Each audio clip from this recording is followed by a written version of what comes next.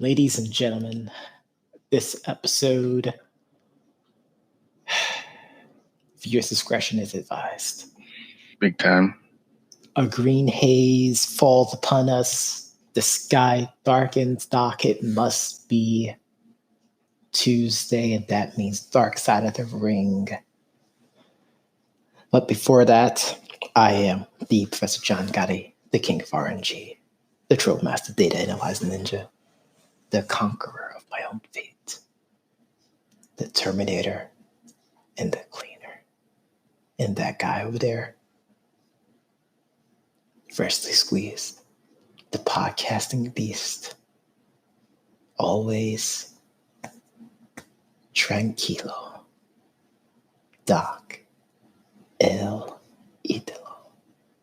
And how are you doing today?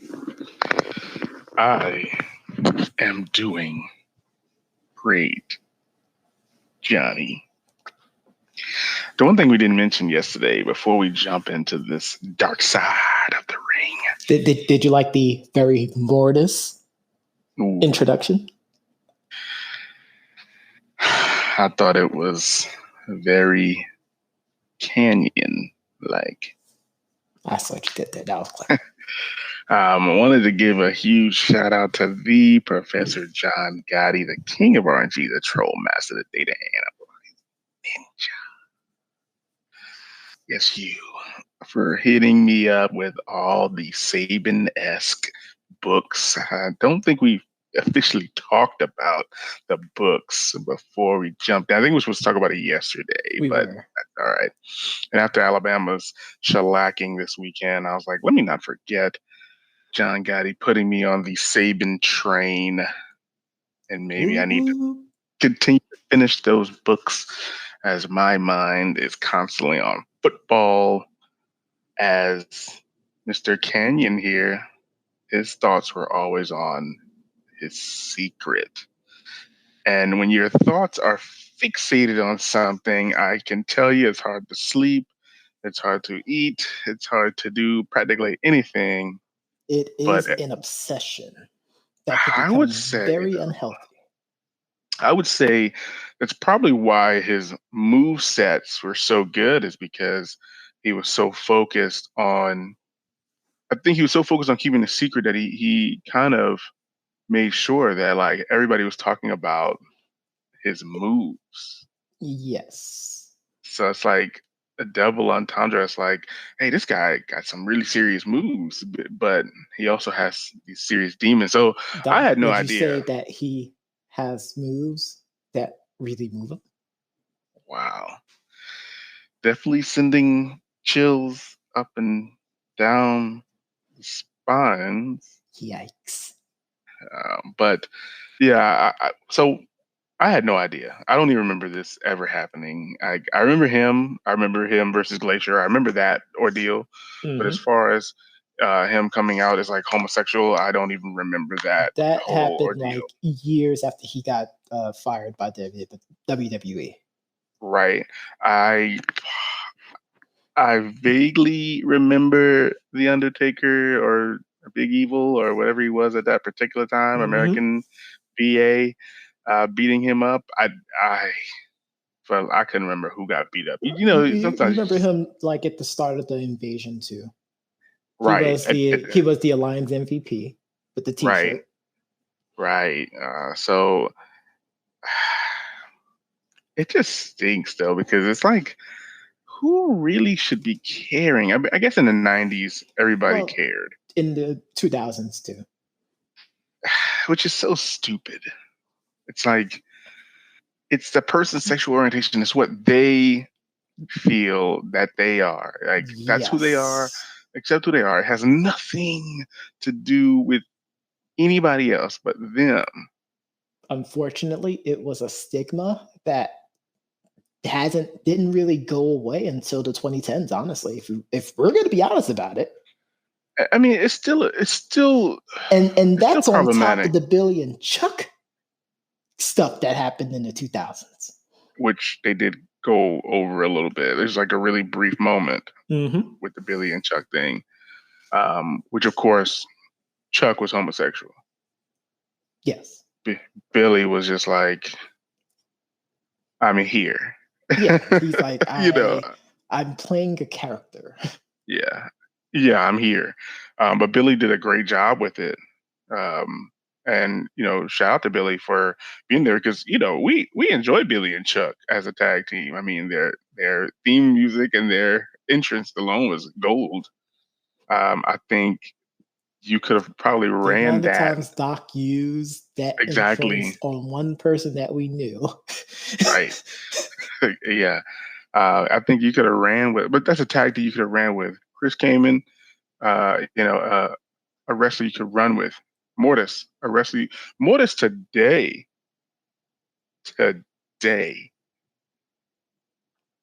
would be over. Yeah, he would be on the level of like Luchasaurus, like someone who's Right. incredible in the ring. I mean, he's not 7 foot tall, Of so you course. can't teach that. You definitely can't teach that. But he had the skills to pay the bills. And The I issue always forget. was WWE, because he was trying to reintroduce the Mortis character. Of course, that didn't get Hmm. anywhere. But they cared so much about character than Right. in-ring ability. And that's where, and I don't want to skip around in a story, but I know at the end of this is Doc's initial reaction to this. right, I don't want to skip to the end, but I mean, I know he was on the Howard Stern show. We had the John Cena and the Ric Flair spots, which for John Cena at that time, obviously he's the hottest thing. He's got the 5 moves of death, right?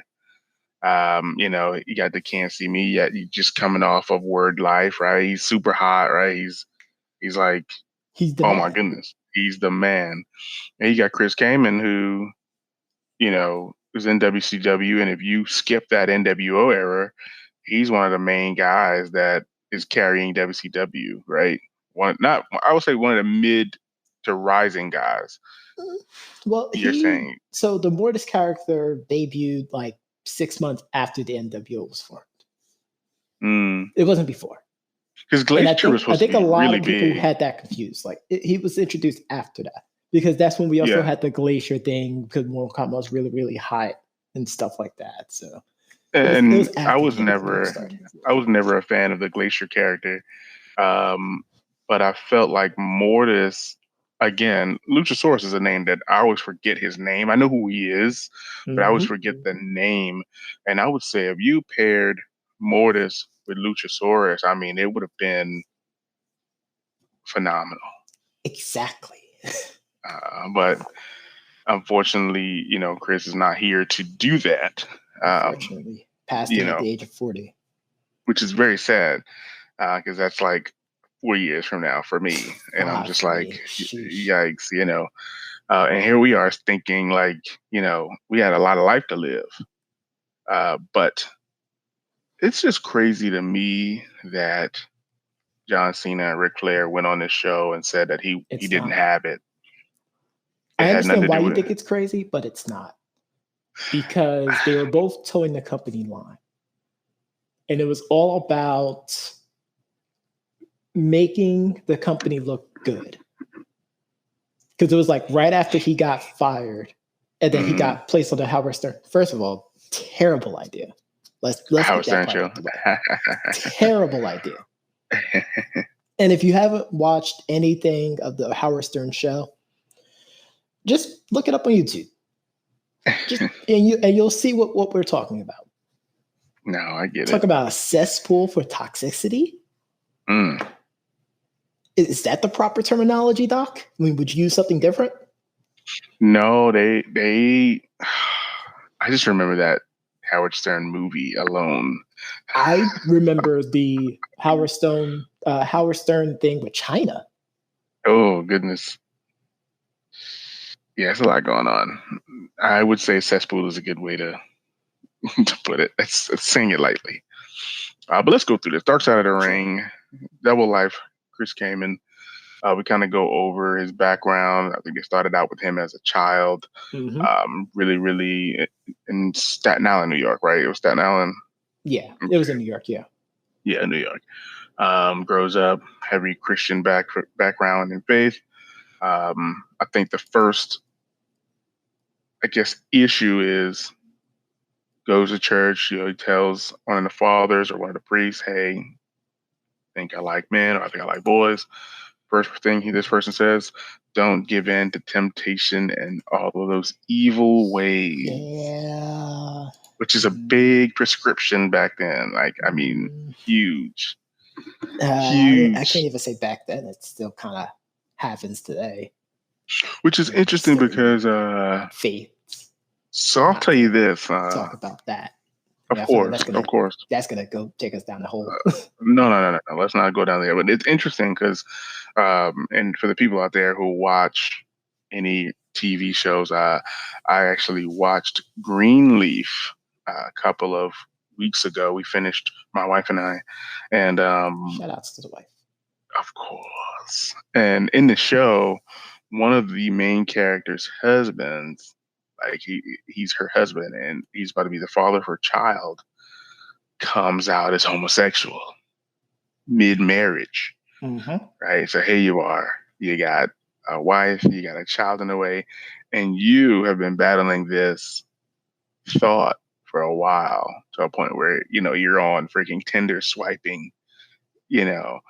And in the show, he goes to this faith-based organization, and they actually were prescribing pills for getting rid of homosexuality from his mind. And I was like, what the heck is going on? That's not as far fetched as it seems, unfortunately. It's not, but that's sad that it would be like, here you are, and of course we're gonna move on shortly, but here you are teaching people to love everyone, but it's like, not these particular people. Nope. Right. Again, going down that rabbit hole again, Doc. Right. The I say that because hypocrisy of religion goes through. Well, no. I say that because here's a guy in Chris Kanyon who was saying he felt at times that like nobody loved him, nobody was like, in his head. Obviously his manager is there, and he's like, you don't know how it is to be me, You have no idea how it is to be me. You don't know what's in my head, you don't know what's what. But here it is, James Vandenberg almost dying 3 or 4 times, it feels like, at the hands of this man who is having these episodes, these psychotic episodes, which we later find out is bipolar. So now you have homosexuality, you got him holding this secret, and you have bipolar disorder. Yes. And for those that don't know whom Doc is mentioning, that is Father James Mitchell. For those that don't know. Boom. And he did a great job, managing, obviously making sure that nobody found out about his secret. Of course. The gay porn box falling out of the truck was pretty rough. I don't know how someone keeping a secret would let that happen. There's no way if I had a secret stash that box, in fact, I wouldn't even put that box in the truck. That box would be with me at all times. You know what I'm saying? Like, I wouldn't even put that in the box. I wouldn't put that to the breast. Yeah, I would keep that with me. Like, that's traveling. No, I'll take this one. This one's coming with me. So now you got to come up with this whole shoot, like this whole promo of how the box isn't yours. And I'm just like, that's too much, man. Yeah, you have to basically sell it now. Oh my God. So they sell it. And it's like, once he told his manager, once he told Mr. Vandenberg, hey, James, I'm gay, right? He said, okay, I mean, whatever. Right? Yeah. At that point, it's like, I think if he would have started opening up one by one to his closest friends, right? Yeah, DDP. It seemed like a lot of people, yeah. Which I'll say this for my first of Gotti notes about this. The fact that they didn't have Raven on this episode is a crime. Like he could have went into so many more stories. Really? About Chris Kanyon. Raven, huh? Yes. Who was very close to him as well. DDP, Raven was really close with him. Like, Just those two alone could have just filled up 2 hours of this episode. I And feel of like this course, is Father Jay Mitchell. Like this episode was AEW like, themed. well, this episode was really like getting a sample platter. It was, and because I feel like the AEWites, obviously Young Bucks, Mr. Cage, even the guy who's the AEW executive now. Like I'm sitting there and I'm like, number one, I didn't even know who Brian Cage was until AEW, right? Yep. So having them go through like, oh, Chris, put me over, years ago, and I'm like, bro, come on. Yes. I would rather heard from Raven. So you want to hear an interesting story? What's That that? was not on Dark Side of the Ring. Speaking of Chris Kanyon putting someone over. Now you don't know this wrestler, but he was really, really popular in like, when TNA was starting to catch some steam a little bit. It's a character named Shark Boy who did a dark match with Kanyon. And it's a like very I heard of Shark Boy. Well, he ended up doing like a parody of Stone Cold after a while, which is probably why you remember him. He was like, give me a fin, yeah, or something like that. But basically, he did a dark match with Kanyon. And normally when you do a dark match, like you're really there to get squashed, like you're in enhancement time. Mm-hmm. But Kanyon gave him so much, and it got the crowd so hype, bro, that it got Shark Boy over, which helped him get the job with TNA, which is awesome. And then two, afterwards, and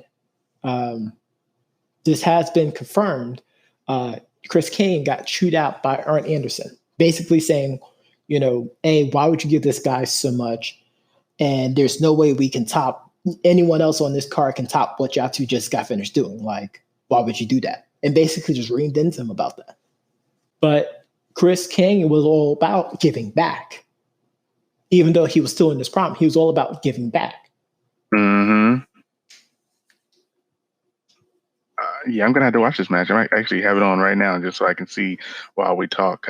But it is important, and I think that's something that WWE can learn from. I mean, we know development talent. We've talked about it several times.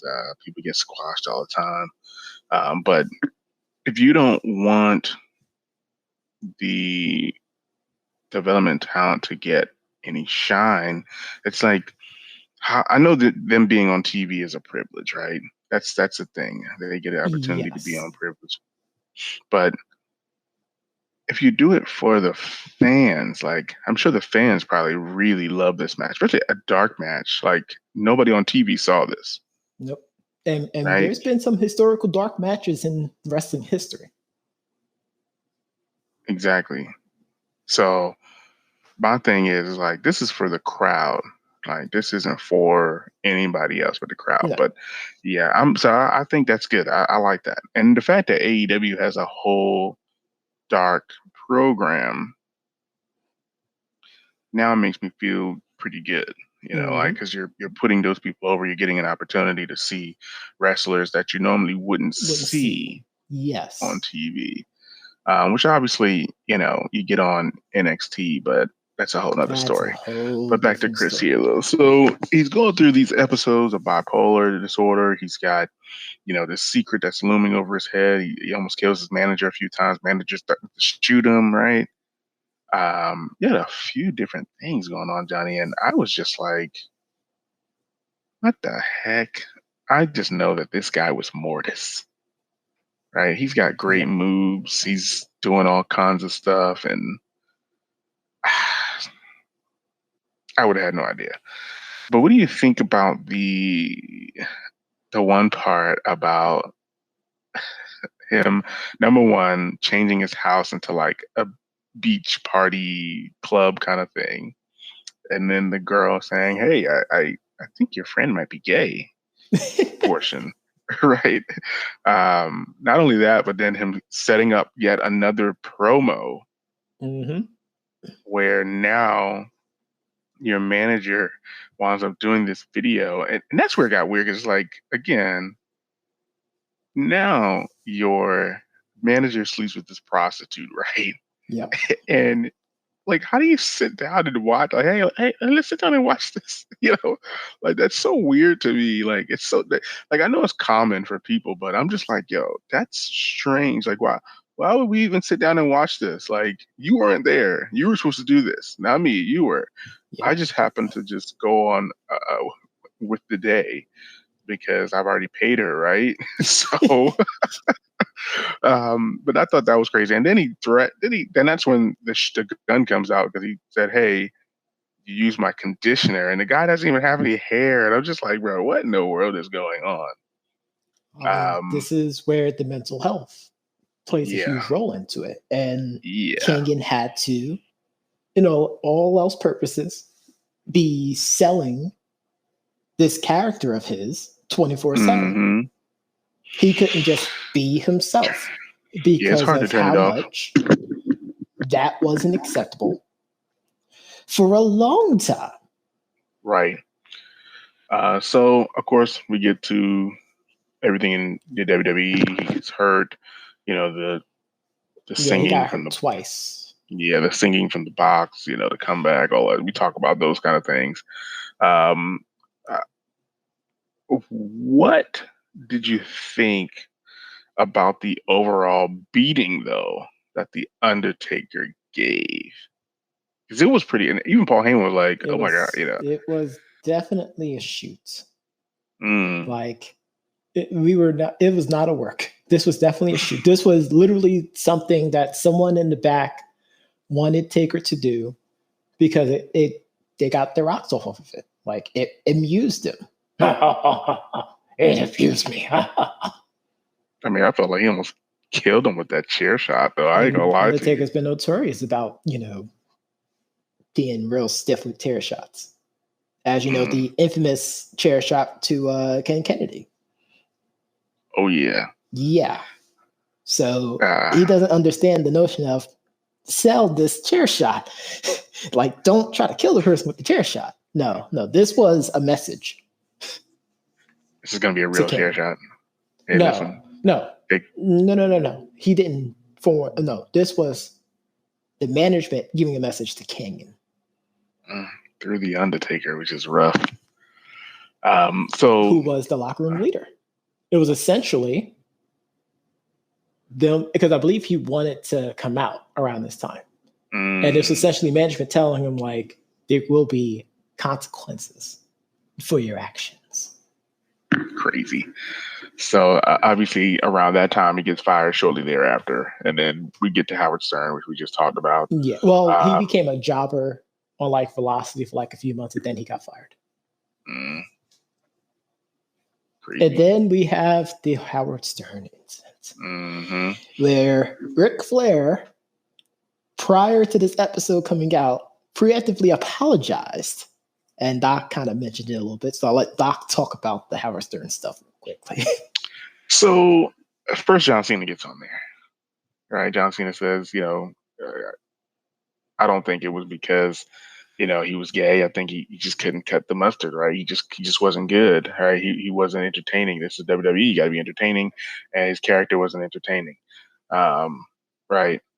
Howard Stern says, "Oh, he wasn't entertaining," and then obviously Chris gets on the show the next following day or week or however that show went, and Rick's like, "I have to agree with John," and Chris is like, "Come on, you're joking, right?" You're joking. But Rick is like, "Yeah, I'm sorry, Chris. I mean, but what you were putting out there just wasn't good." Which is And apropos obviously, because Chris Kanyon was the person who trained Ric Flair's right, son. right, exactly. So I found that to be interesting. Um, and it's interesting now because I looked at his move set also, and I see how many people use a lot of his moves as Yes. finishers. Um, He was, and many are saying it, a innovator of the indie mhm. style of Yeah, wrestling. yeah, I did hear somebody say that. But yeah, Rick sold him under the boat. Sent him. send them packing, and that pretty much was it. Toward the end, of course, you got the Young Bucks. You got his manager, you got DDP, you got a few other people, saying that he was spiraling out of control. Um, he eventually told him that he was homosexual, and everybody was like, okay, bro, Mm-hmm. that's fine. He wanted to be the first openly gay professional wrestler. He did come out with DDP that one time, and then he wanted to go back to WWE to be that quote unquote spokesperson to make sure that Yeah, people knew. the ambassador towards that. Right. And of course, WWE had their own plans with another wrestler that they had, which I think Orlando homosexuality Jordan. and right, Orlando Jordan, and homosexuality in general never really works in WWE because I think there was another person, Darren Young, I believe it was, after that. I don't know if there was somebody in between, but Darren Young was the No, next there person was no that one in comes to between. mind. At And least no one came out around that time. right. So I don't think that there was any, real successful homosexual wrestler. We always talk about African American wrestlers being champs, but there's Yeah, homosexuality. like Yeah, once we we're go shutting. into the LGBTQ plus Yeah, community in wrestling, like even that's as much of a unicorn as black wrestlers leading the and company. and the last thing I would say, obviously, we know that unfortunately he passed away due to we're gonna say suicide. I think he took too many antidepressants. They said, Yes. but the last thing that's interesting is that I believe that a gay female wrestler probably would get over more than a gay male wrestler. And that's the Of sad course. part about Of course. I mean, given the amount of times you've seen them act in a, Hmm. very lesbian type way because it drives ratings, it's unfortunate, but unfortunately, that's kind of how wrestling was back then, kind of is now. Hmm. But the good thing is that Dark Side of the Ring put this out. I'm glad to hear because, like I said, I would have never known about this Mm-hmm. particular story. And this was a little bit more. I'm not gonna say mild. It was heavy, but it was Yes. mild compared to last week's episode. A little more mild. I would have liked to have seen Chris get back on his feet and kind of continue on with the business, but I still think last week's episode became worse because of the people who were talking about it. bingo. But I know we're running low, so I know that people heard this podcast on their favorite podcast platform. But if you didn't, you can always go to our website at www.debateamongstfriends.com to listen to this episode as well as all the previous. Be sure to tune in mañana as we go over the Monday night football matchup between them boys, and those fly, eagle fly, Jalen Hurt led Eagles. Yikes. Right here, 4 p.m. Eastern Standard Time. You come back here for the news, the analysis, and the reads. Through Doc, anything is possible.